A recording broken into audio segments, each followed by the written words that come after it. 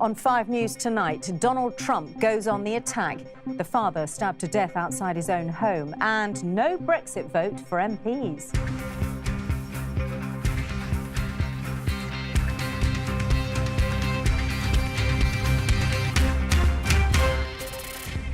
Donald Trump defends his boast about groping women in the presidential debate with Hillary Clinton.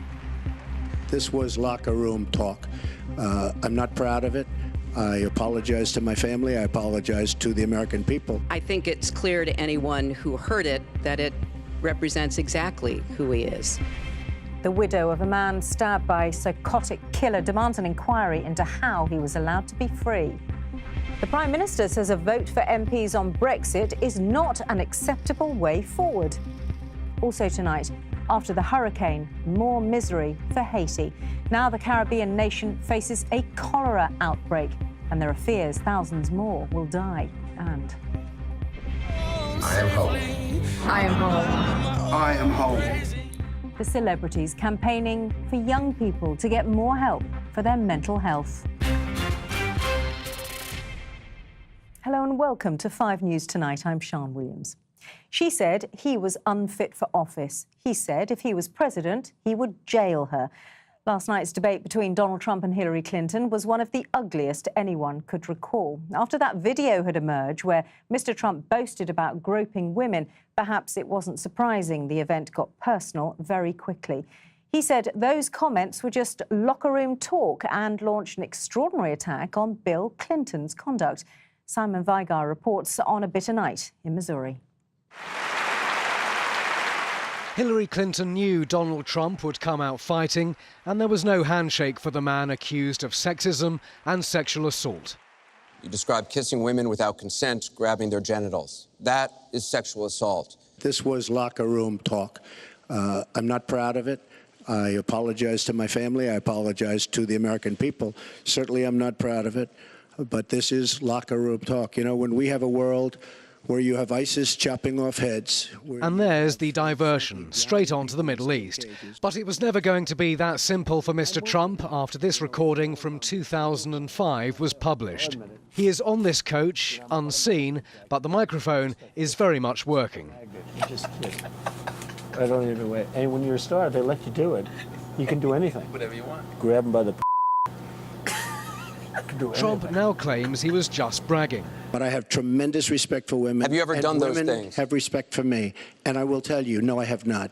And I will tell you that I'm going to make our country safe. And then he's on to border controls. This was Mrs. Clinton's take. And he has said that the video doesn't represent who he is. But I think it's clear to anyone who heard it that it represents exactly who he is. Trump's diversion tactic includes attacking Mr. Clinton with unproven claims. If you look at Bill Clinton, far worse, minor words, and his was action. His was what he's done to women. There's never been anybody in the history of politics in this nation that's been so abusive to women.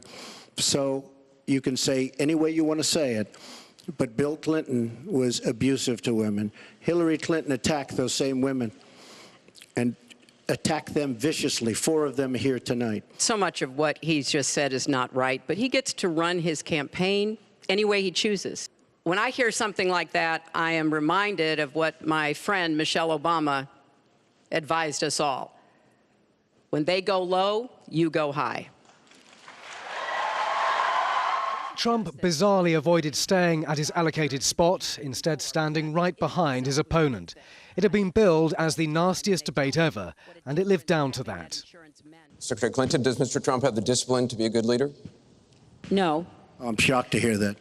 It's just awfully good that someone with the temperament of Donald Trump is not in charge of the law in our country. Because you'd be in jail. Secretary Clinton.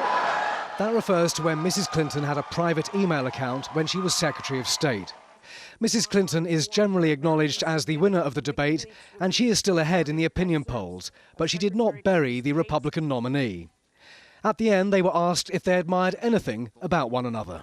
His children are incredibly able and devoted And I think that says a lot about Donald. She does fight hard, and she doesn't quit, and she doesn't give up, and I consider that to be a very good trait. Neither will give up, with Election Day less than a month away. Simon Viger, 5 News. Let's speak now to NBC's Jennifer Johnson in Washington. Jennifer, America has had time to digest all those insults. What's the verdict? Well, there was so much talk about this debate, and certainly what Donald Trump would say after that very controversial audio tape came out of Access Hollywood. He came out swinging. He didn't hold back. He's made it very clear that he is not giving up on his presidential bid. He went on the attack, accusing Bill Clinton of making sexual advances against 3 women that were there in the audience. And, it was a very, very ugly debate. There were a lot of accusations. One candidate saying that, if he were president, he'd put the other one in jail, which is unheard of in this country to make that kind of statement. I think people were entertained, certainly, but it was more of the same. Ugly accusations, an ugly debate, and unfortunately for the American public, not a lot of talk about substantive issues that the American people are concerned about, rather than audio tapes with sexually crude language. Sean? And can anyone be said to have won it after last night? Is anyone ahead after all this? I mean, it depends on who you talk to. The Clinton campaign says, of course, that she won. But if you talk to Trump's campaign, they feel like he got in what he needed to say. They feel like he made his apology, that it's time to move on, stop talking about this audio tape, talk about his tax plan, talk about his plans to combat ISIS. One camp's going to say they won, the other camp's going to say they won. The polling numbers are just out. A new NBC Wall Street Journal poll has just come out this morning. That was taken prior to the debate, but after that audio tape was released, and that showed that Clinton's gap in this race is widening. She's now ahead by 11 points, 46% to 35%. But there are still a lot of undecided voters, and we're less than a month away from the election. Exactly, less than a month to go. What do you think those undecided voters need to hear between now and then? I think the undecided voters, and they did, that was a town hall meeting of undecided voters, and reporters did talk to several of them after the debate was over, and they said they remain undecided. And I think that the American public and the undecided voters would really like for the candidates to start talking about issues that matter to them, issues like taxes, issues like terrorism, and stop all this nonsense about what Bill Clinton may or may not have done when he was in the White House and what Donald Trump's talking about on 11-year-old audio tapes. And I think that, there still is a lot of undecided voters, and this whole controversy is going to die down, and I think the voters want to hear something, that's more important to them than all this controversy. Sean? Jennifer, thank you. Jennifer Johnson. A young widow has called for an inquiry into how a mentally ill man was free to stab her husband to death days after the birth of their first child. Dr. Jeroen Ensank had left the house to post cards announcing the birth of their daughter when Femi Nandap stabbed him to death in a psychotic rage. Charges of knife possession and assault against him had been dropped less than a week earlier. As Catherine Jones reports, Jeroen's wife Nadia says failings by the authorities have left her without a husband and her daughter without a father. He had the biggest heart. He was such a good man. But 10 days after the birth of their first child, Jeroen Ensank's wife was robbed of the good man she'd married. So many people are affected, so many people are victims of one single mindless act. That mindless act committed by Femi Nandap, a 23-year-old Nigerian student suffering from psychosis brought on by cannabis use. In May 2015, he'd been charged with wielding a knife in public and assaulting a police officer. But on December the 23rd, the charges were dropped. 6 days later, he stabbed Jeroen Ensank to death. If someone who's so mentally unfit, how could they be allowed to be at liberty to walk around with knives? Somewhere along the line, in my opinion, there is a failing. Dr. Ensank had only been 50 yards from his front door when he was attacked. He'd gone out to post the cards announcing the birth of his daughter, Fleur. In court, 9-month-old Fleur was cuddled by a relative as her mother tearfully demanded an inquiry. In the future, she said, anyone arrested in similar circumstances should be referred to a secure unit for proper assessment and treatment and not given bail so easily. This represents a failure of the health and judicial systems, she said. Nandup admitted manslaughter by diminished responsibility and was detained in hospital with no time limit. Nadia is still trying hard to rebuild her life. You know, by me leading life to the fullest, and as difficult as it is, but Jeroen would want us to be happy. But lessons will not be learnt, Nadia says, until there are changes to the system that prevent other people losing their loved ones as she has. Catherine Jones, 5 News.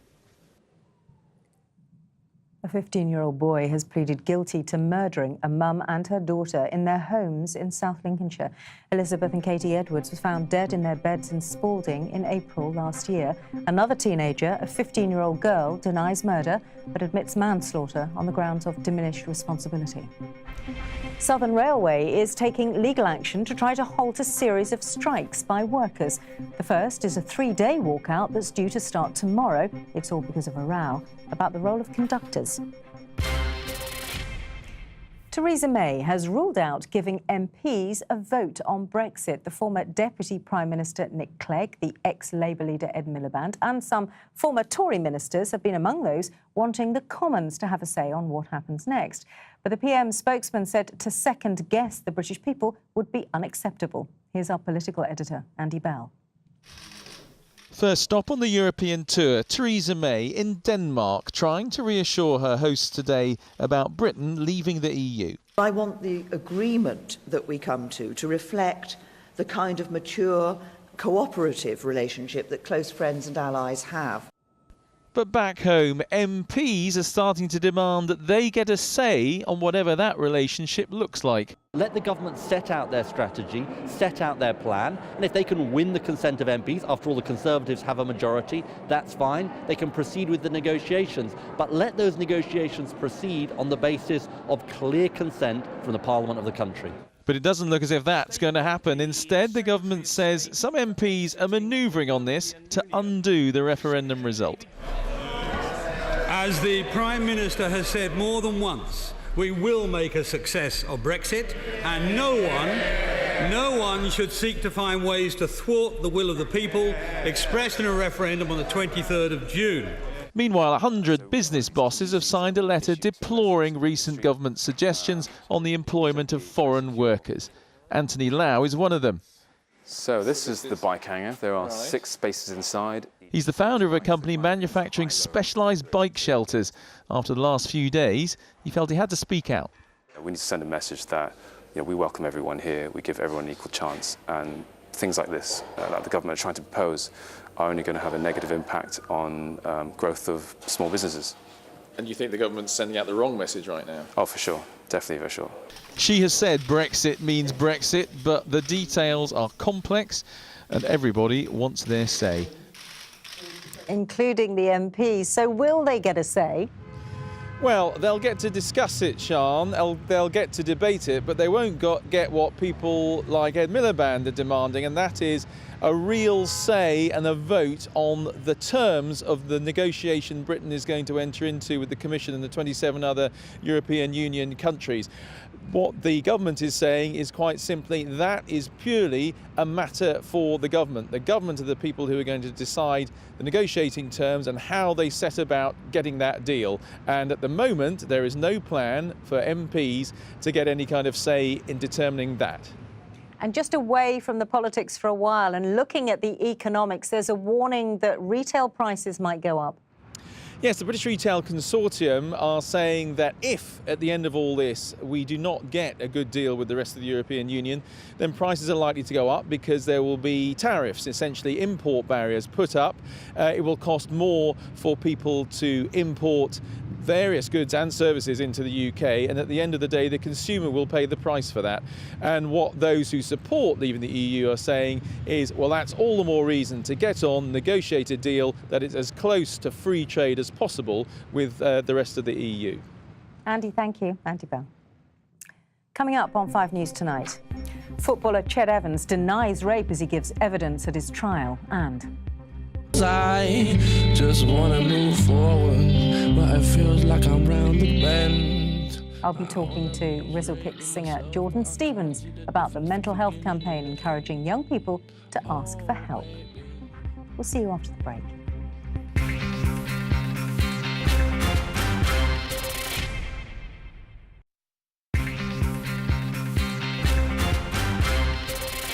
Hello and welcome back. You're watching 5 News Tonight. Footballer Ched Evans has begun giving evidence in court about the night he's accused of raping a young woman in a hotel room. At his retrial at Cardiff Crown Court, the 27-year-old said he was sure the woman was not too drunk to consent to sex. Let's hear from Dominic Reynolds, who joins me from Cardiff. And Dominic, what else has Ched Evans said today? Well, Sian, the 4th day of this rape retrial was the first day that the jury heard from the man at the centre of it, Ched Evans. He arrived with his lawyer this morning. This afternoon, he was asked to give an account of what happened on the night of May the 29th, 2011. He explained, the Sheffield United player, as he was then, explained that he went on a night out with some mates, had ended up in a kebab shop, and then at about 4 a.m. he says he got a text that said something like, "I've got a bird," or "I've met a bird." Ched Evans then said he got into a taxi, went to a Premier Inn and let himself into a room where his friend was with the alleged rape victim. Now, the key part of today's evidence came when he was asked if that woman was too drunk to consent. He said no. He was asked, "Did you rape her?" He said no. He denies one count of rape. His cross-examination will continue tomorrow. Dominic, thank you. As Haiti struggles to cope with the aftermath of Hurricane Matthew, a further crisis is gripping the Caribbean nation.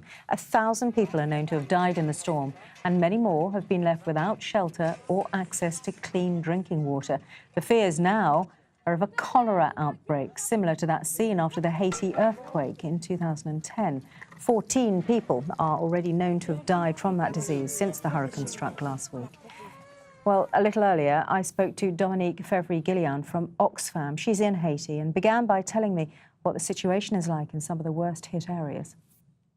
As everyone can imagine, I mean, houses have been destroyed, crops, 100% of the crops around Les Cayes do not exist anymore. The harvest season was supposed to start in November, so that means that we are concerned about probably problems with malnutrition in time in that region. So right now, I know it's very difficult for some areas to get access to basic essential items such as shelter. We're talking about food, we're talking about water. So right now the situation is, we can say, catastrophic in some of the areas of the southern peninsula of the country. And there must be a fear about waterborne diseases if the water is polluted, diseases like cholera. What are you being told about that? And you're perfectly right. We're very concerned about that cholera, diarrhea, other diseases related to poor hygiene and mosquitoes increase after the hurricane, especially amongst children, would increase. We already know that there are right now 14 cases of cholera, and the priority is to make sure that people have access to hygiene kits in order to prevent the outbreak of that disease. Dominique, more than 1,000 people have already died in Haiti. Your fear must be that more may die with these diseases unless you get those water purification kits to them. Exactly, you are right. We're very concerned about diseases and people actually that might be die from them. So that's the reason why, or one of the reasons why the Oxfam team, amongst others, are currently on the ground, on the field, distributing those kits and supporting local organizations as well as the DPC, which is the direction of the civil protection here in Haiti.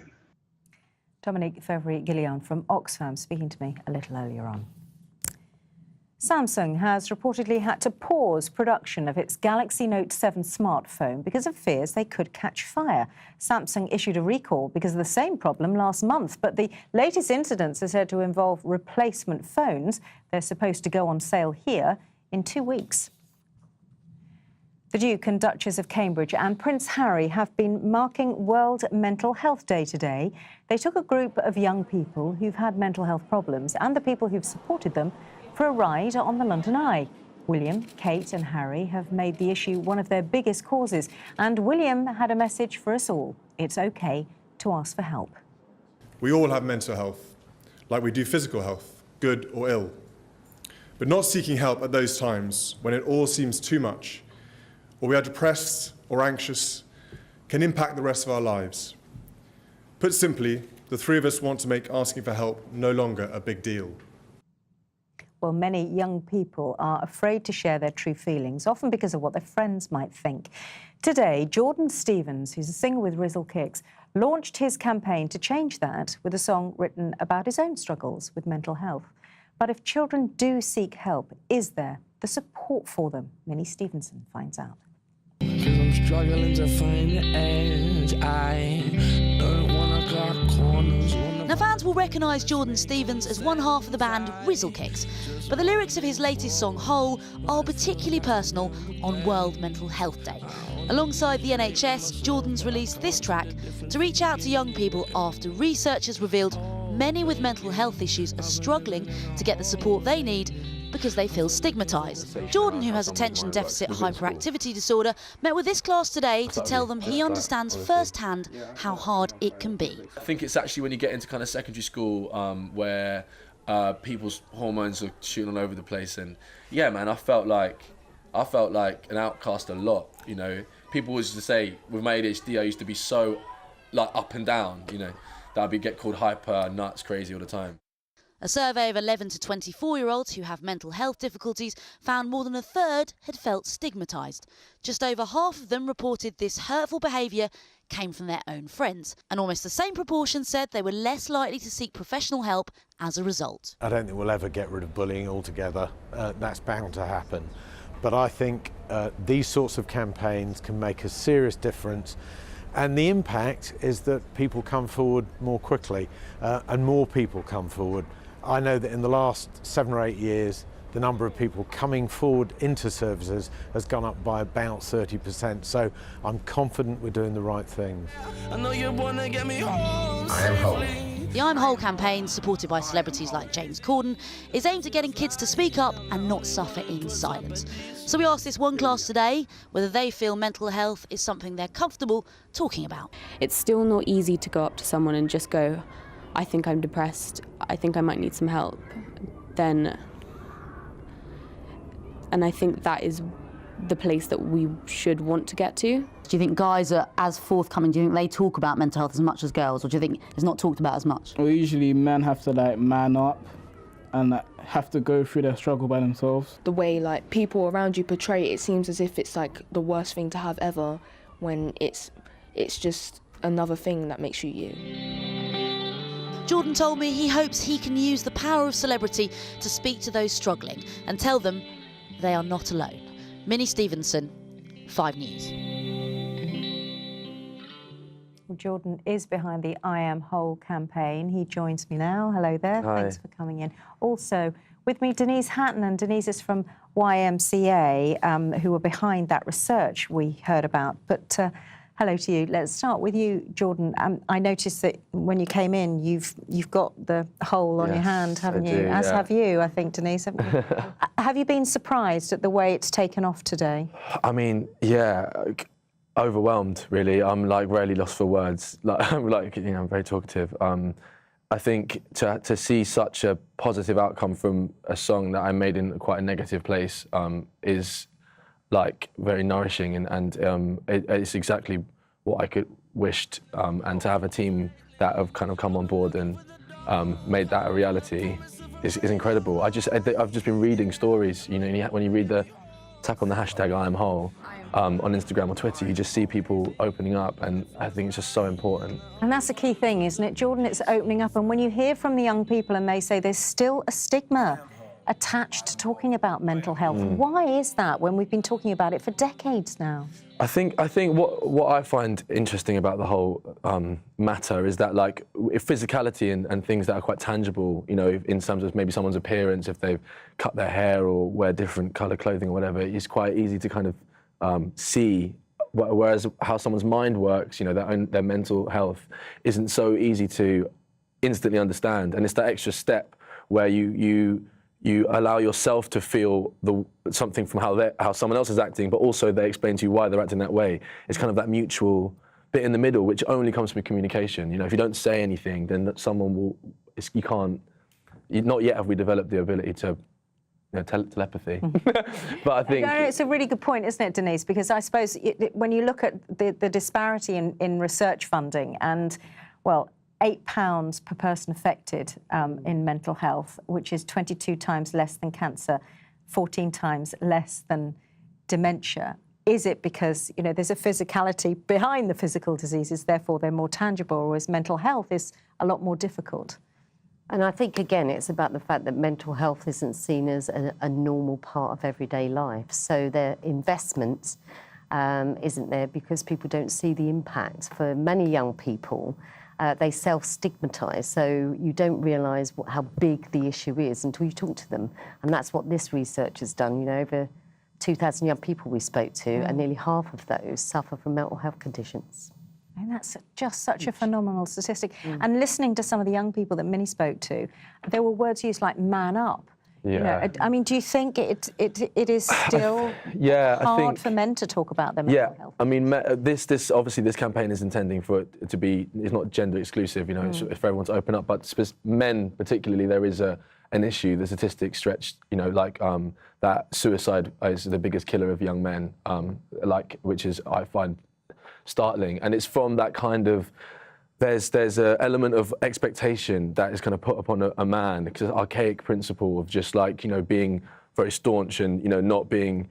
Everyone's competitive. As a man, you're told to be competitive and compete against other men, and anything else is a sign of weakness. And I think it's quite dangerous, especially to hear a young man. I remember when I spoke to him earlier, I thought, oh my God, to have that in his brain that early on. That's why guys just go. They keep everything inside, and it starts to become overwhelming rather than just getting it out as it comes. I mean, one of the things that surprised me about your research, Denise, was the number of people who said their friends they felt bullied by their friends if they talked about their mental health issues. What can we do to change that?